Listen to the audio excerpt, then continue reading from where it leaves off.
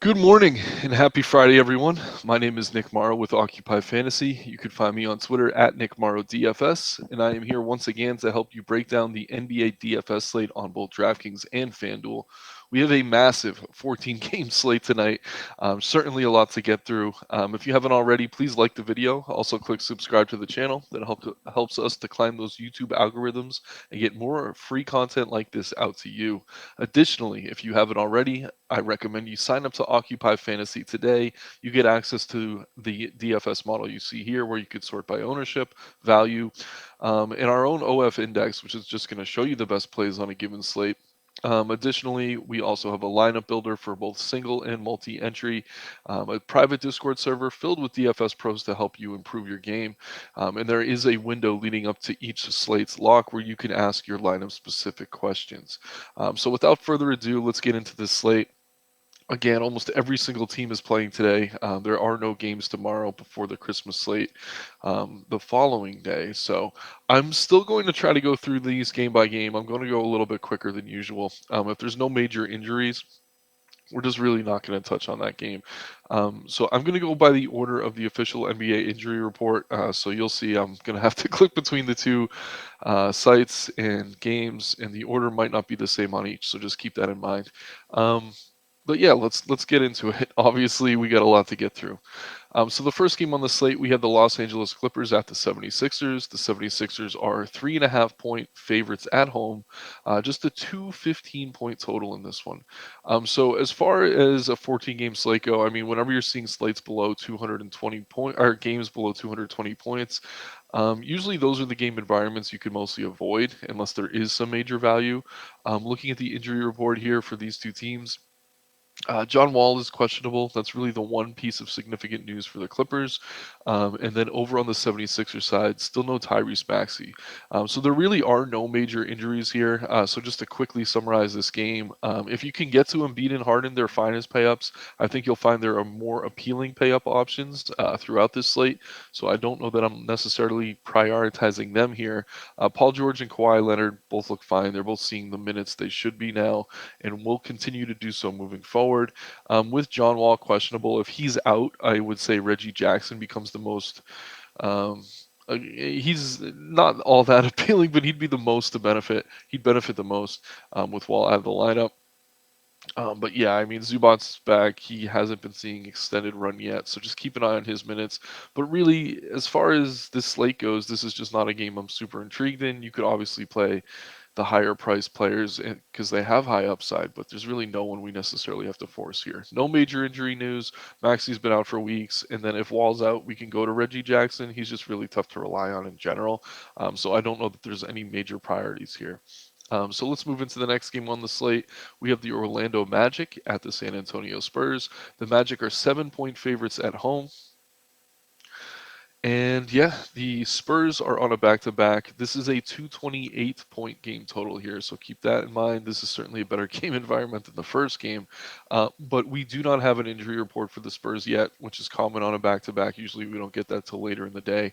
But on the Orlando side, no Jalen Suggs, no Chuma Okeke, still no Jonathan Isaac. Wendell Carter Jr., who's been out for a while, is now questionable. There's really nothing I'm prioritizing here from Orlando. I think Fultz and Cole Anthony both look fine, but they've been priced up on both sites, so it's really tough for me to want to prioritize either of them. I don't mind Paulo Banchero. I do think if Wendell Carter returns to the lineup, that could cut into his usage a bit, though. So there's really no one on Orlando that I'm seeing as a major priority. Over on the Spurs side, that's a little bit trickier. Keldon Johnson appears to be out again. Again, still waiting on the injury report, but he has a hamstring injury, so I do think he's going to be out. As was the case yesterday evening, that creates massive usage for Devin Vassell. Trey Jones was a bit of a disappointment, but he's going to see a bump here as well. And then, yeah, the big value piece from the slate yesterday was Jeremy Sochan. I imagine he will start again. I think he's safe to play close to 30 minutes. So yeah, he's one of the better value plays on the slate as things stand. As long as Keldon is out of the lineup and he is starting again, definitely keep an eye on the starting lineup. This is Greg Popovich we're talking about.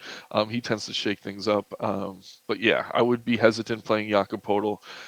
The minutes haven't necessarily been there for him, and on a back-to-back, I could see them limiting him again. So definitely keep an eye on this one. But as things stand, I do think Devin Vassell is a priority. Jeremy Sochan's a good value play, and Trey Jones, solid guard play over there as well. So moving into the next game, we have the 7:30 window here.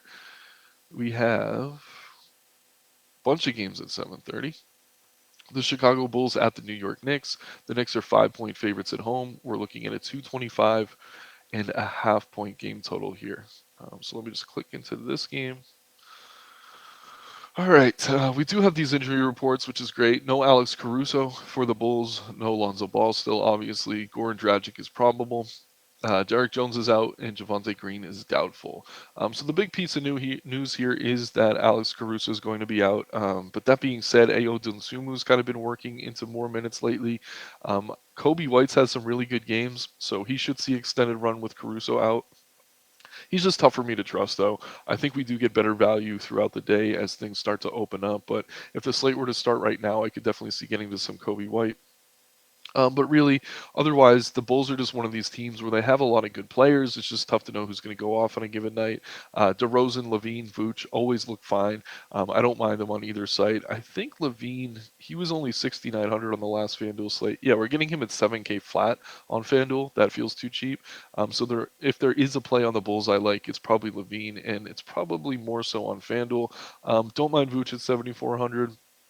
DeRozan's fine at 8,400. But point per dollar, I do like Levine the best of the three on both sites, and I definitely have a preference for him over on FanDuel.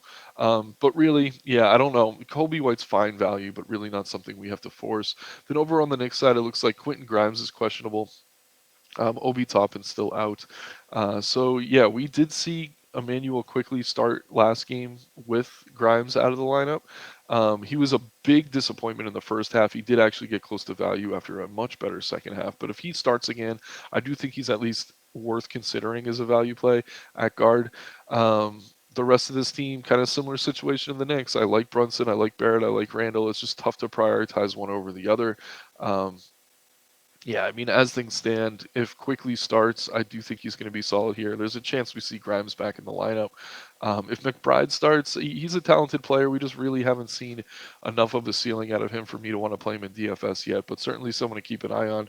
But yeah, Randall near 10K on DK is not very appealing to me. 9,200 on FanDuel is much easier to swallow. But then we're getting Jalen Brunson at 7,100 on DK compared to 7,500 on FanDuel. So it's probably a good night, as is often the case when there's these huge slates to play both sites, because you can kind of pick your spots. I like Brunson better on DK. I like Randall better on FanDuel. Barrett's fine on both sites. I'm not prioritizing any of these guys really. The one would be Quickly if he does start and Grimes is out.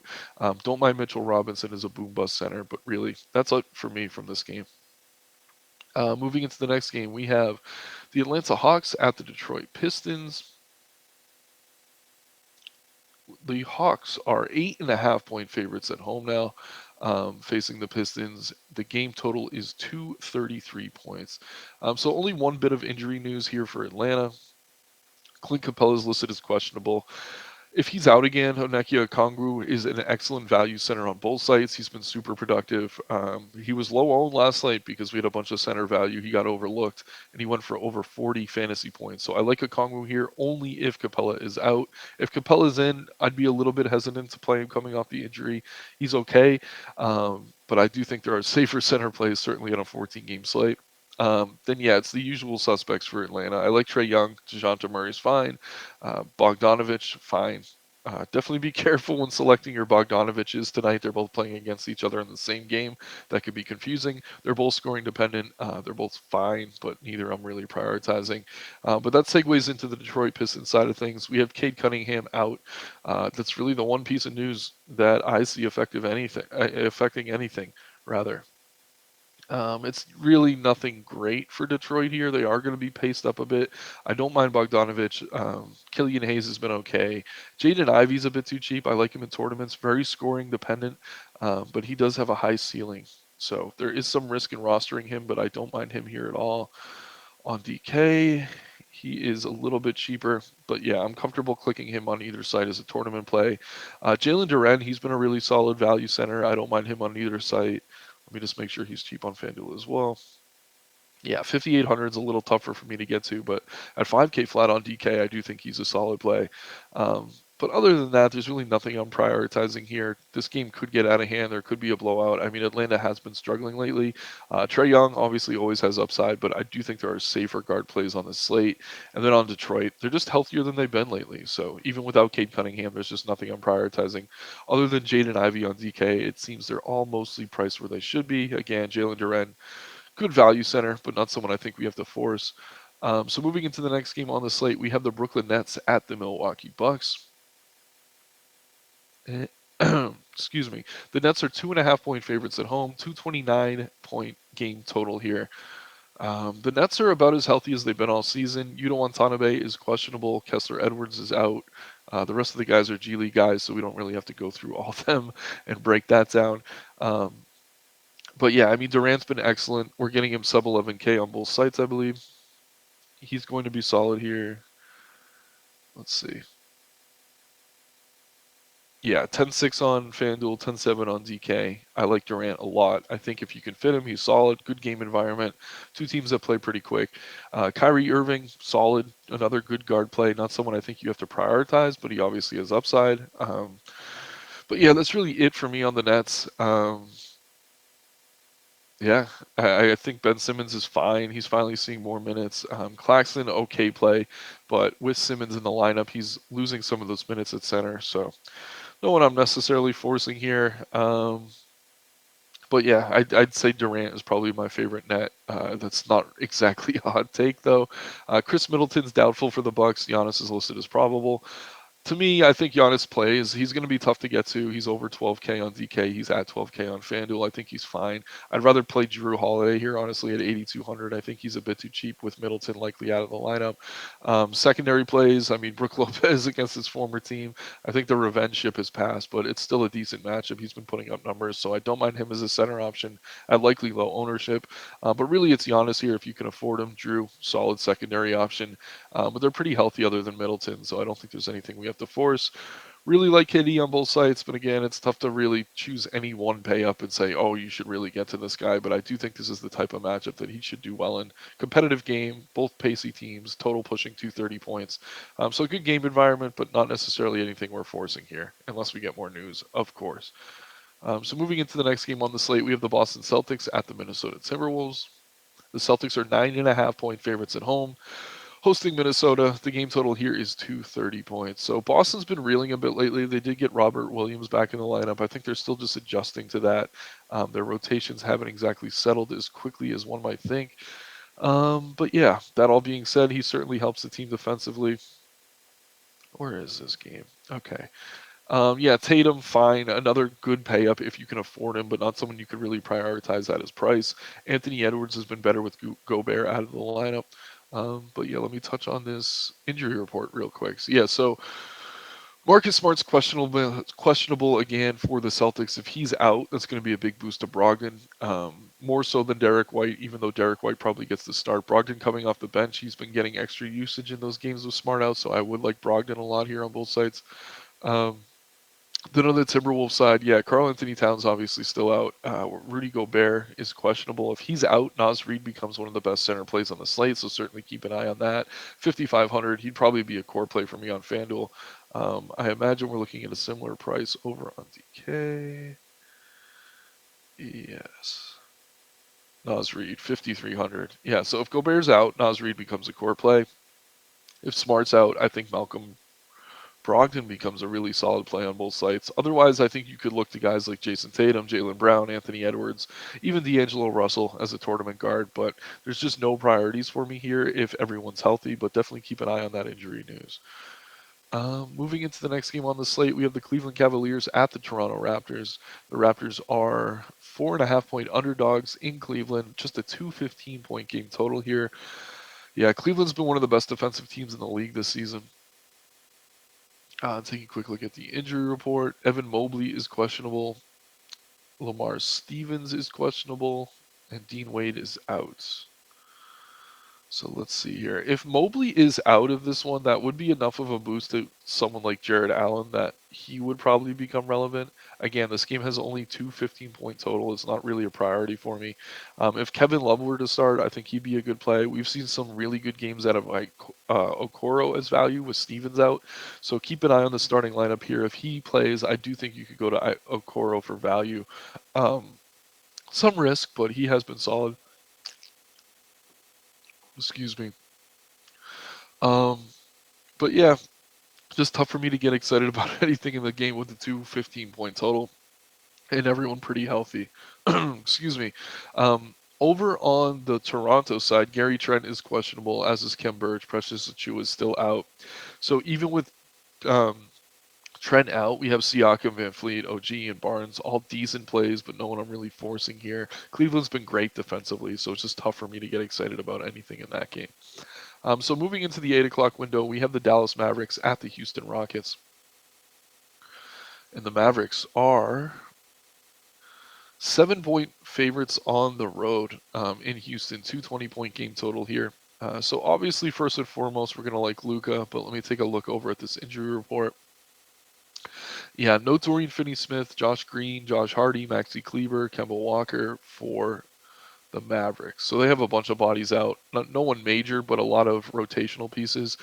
We have seen with Kleber out, more so with Dwight Powell out, but Christian Wood has moved into the starting lineup now. He has been starting at center. As long as he starts at center, I do like him here. He's been better with Powell out, but I don't think you have to kind of ignore him in GPPs. I mean, Dwight Powell isn't exactly the biggest needle mover. He's just kind of taking up those minutes, but I do think Jason Kidd's finally starting to trust Christian Wood, so he's a good play here.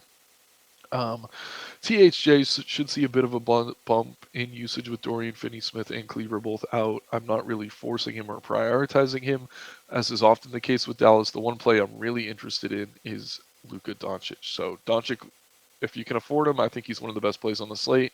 Really good game environment, close enough spread, and a very high total against a terrible defense. Checks all the boxes for me, so I do like Luka as a pay-up if you can afford him. But certainly keep an eye on things. As more value opens up, he's going to be easier to get to, especially on DK, where it's a bit tougher to fit him. They've just been a little bit more strict with their pricing this season. But yeah, 12.5, that's kind of tough to stomach. But if you can get there, I do like him. Over on the Houston side, no Eric Gordon. Jashawn Tate's still out. Garrison Matthews questionable. So nothing major really for me here. So yeah, Jalen Green's fine. Kevin Porter's fine. Alperen Sengun, this is a really good matchup for him. I think he's going to be low owned. There's a lot of good centers on the slate. I could see him going overlooked, so I'll recommend him as a tournament play, as I often do. I think Sengun's a good play here. KJ Martin's probably going to pop his value if we see Eric Gordon out. It looks like he may have been ruled out since the last injury report, so keep an eye on that. If we're getting Gordon out and KJ Martin starting, Martin becomes a good value play. I could even see going to Terry Eason in tournaments. It's tough to trust any of these guys, but I do think Sengun's a really strong tournament play. Green and Porter, both decent tournament plays. And then just to recap Dallas, it's pretty much Luka for me. Don't mind THA coming off the bench as well, but really not something we have to prioritize. So moving into the next game on the slate, we have the Indiana Pacers at the Miami Heat. Pacers are 7-point underdogs in Miami, 223.5-point total. Taking a look over at the injury report, Heat injury report actually has less names on it than usual. They've been listing their entire team. Jimmy Butler is probable. Caleb Martin's questionable. Gabe Vincent's questionable. So it looks like they're going to be pretty healthy here. Again, Miami's one of these teams similar to a few I've described before where there's a lot of good plays, but it's tough to know who's going to go off on a given night. If Butler's in, it's really tough for me to want to go to Butler, Hero, Bam, or Lowry. I wouldn't mind having any of them in a lineup, but it's really tough, again, to prioritize any of them here. One big piece of news for the Pacers, though, we are seeing Tyrese Halliburton as questionable. Naismith is also questionable, as is Terry Taylor, but really Halliburton's the big piece of news in this one. If he's out and TJ McConnell starts, McConnell becomes one of the best value plays on the entire slate. Additionally, we'd see a boost in usage to players like Nemhard and Buddy Hield, and even Benedict Mathurin. But really, McConnell would be the piece to benefit the most. So definitely keep an eye on this. If Halliburton's out, you're going to want a lot of TJ McConnell in your life. And all the other starters are going to see a boost here as well. So really, we haven't had a ton of news we're waiting on yet this slate. I think Halliburton is one of the biggest pieces. So circle that name. Definitely write him down if you're taking notes. I think Halliburton probably plays, but if he doesn't, that's really going to shake this slate up, and you can get to a value piece like McConnell. It's going to allow you to get to more pay-up options. As we've discussed, there's not a ton of value on the slate as things stand. So definitely keep an eye on that game there. Moving into the next game on the slate, we have the Pelicans at the Thunder. The Thunder are actually 2-point favorites at home. A bit surprising looking at that spread, but we have no Zion today. We have no Ingram today. This is a back-to-back for the Pelicans, so there's a chance they rest some guys here. I think it's pretty likely that whoever's healthy plays, though. CJ McCollum, usage monster. We saw him go off last night. That was pretty much a no-brainer play. Yeah, we're getting McCollum at 8,300 on DK. Taking a look at his price on FanDuel. And yeah, I'm giving him the minute here, 8,800. I mean, he's priced up on both sites, but I still think he's a priority with the rest of those guys out in the lineup. 14-game slate. If he's kind of over-owned, I could see pivoting. There's just a ton of good guard plays.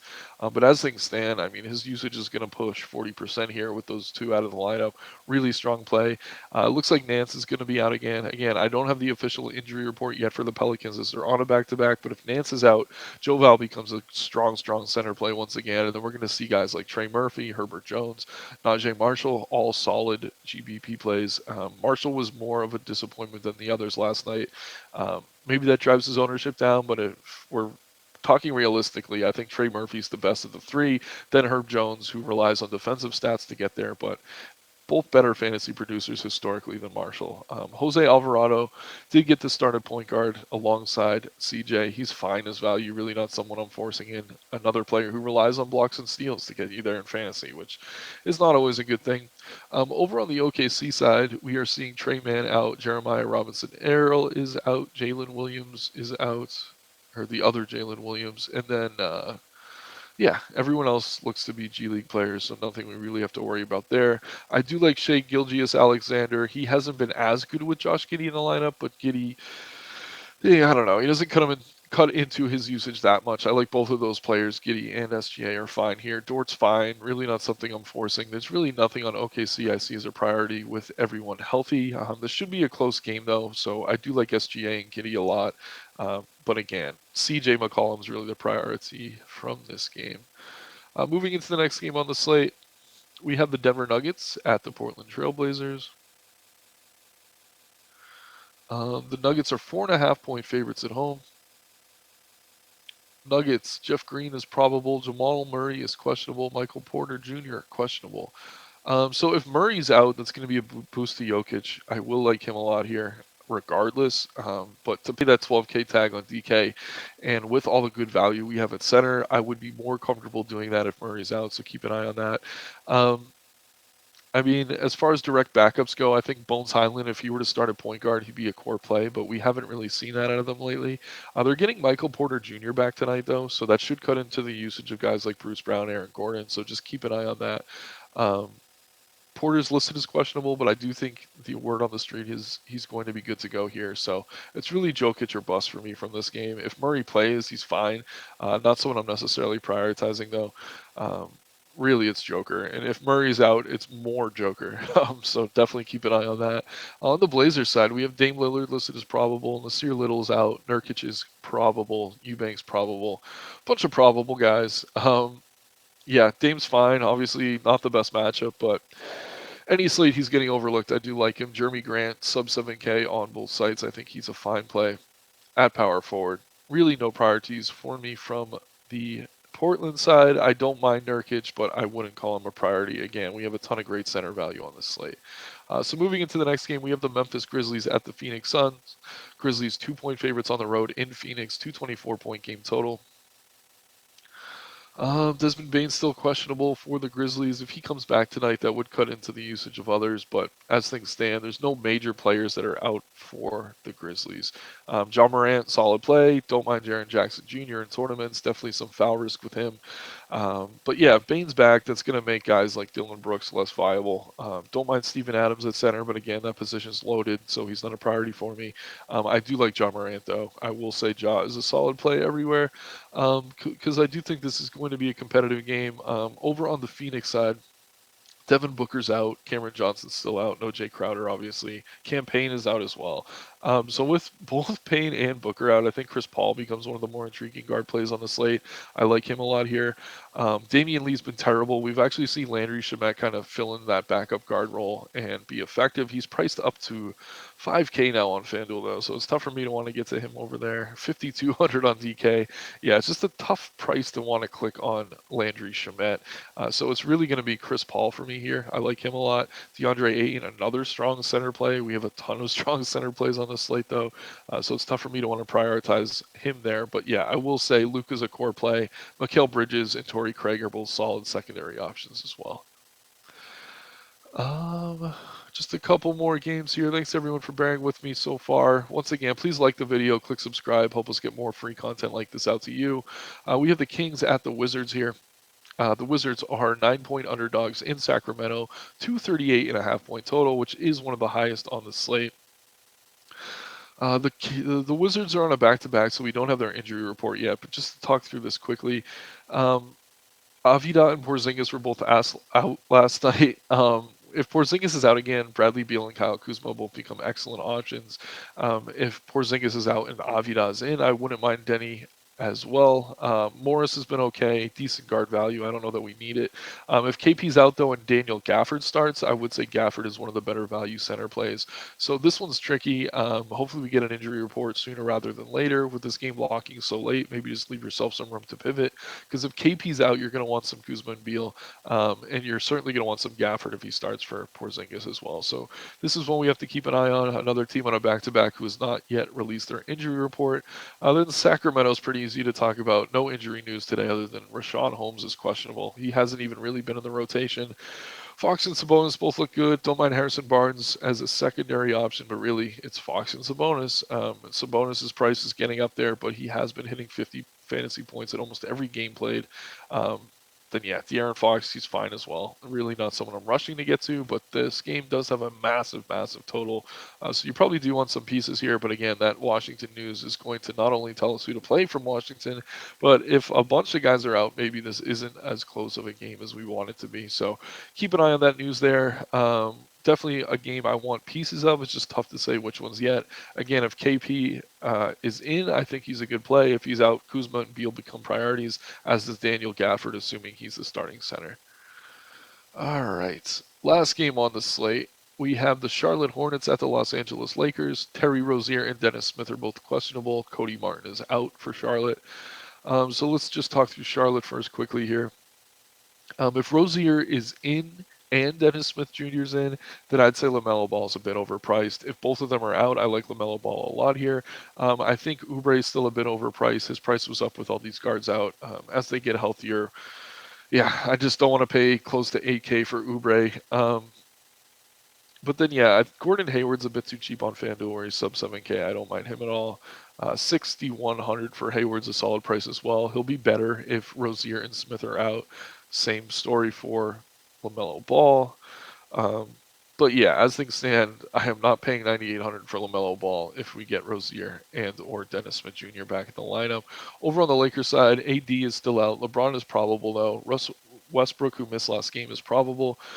No surprises here. LeBron's one of the best plays on the slate. With AD out of the lineup, he's been solid. I like him a lot. This should be a competitive game. It's a high total. Westbrook coming off the bench looks fine. I like him as well. Thomas Bryant, another good center play. We have a ton of good center plays tonight.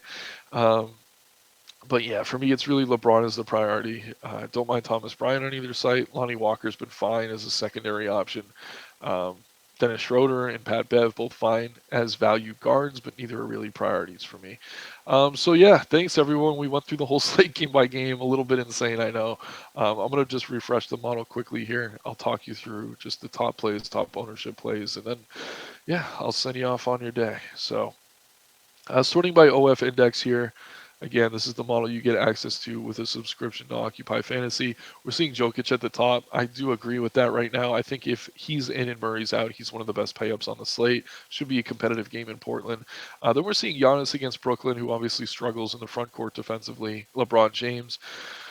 Those are the three best plays. I think LeBron's easy to prioritize with the AD out. We've just seen him consistently put up numbers, but this is a really, really good matchup for Giannis as well. So, like both of these guys, obviously Jokic fits that category, but I would rank Giannis and LeBron over him if Murray's out. SGA, Sabonis, Durant, Tatum, McCollum. You see all these guys here. I mean, McCollum's usually not so high on the OF index, but remember, both Ingram and Zion are out tonight. That's why we're seeing him pop. Quickly sorting by DK value. Again, we're seeing Don Sumo up there with Caruso out. I'm a little bit leery of his minutes, but I do think he's going to be a solid play. If he starts, 3,400 on DK is way too cheap. Even coming off the bench, I think there's some merit to playing him there. 4,300 on FanDuel. Josh Hart, this is just a price thing, not the best fantasy producer, but he is a bit too cheap on both sites. Najee Marshall, still too cheap on both sites. But again, I'd rather get up to Trey Murphy if you could find a few extra hundred. I think Herb Jones is even safer than Marshall as well. I'm imagining we see similar value on FanDuel.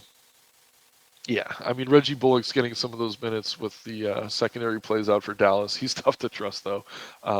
But yeah, I do like the Pelicans value plays. Thomas Bryant, another solid center play. If Capella's out, remember Okongwu is going to be a really good play. Quick look at ownership. This is going to change dramatically. KJ Martin, if Eric Gordon's out, is going to look good. Then yeah, Joval, if Larry Nance is out.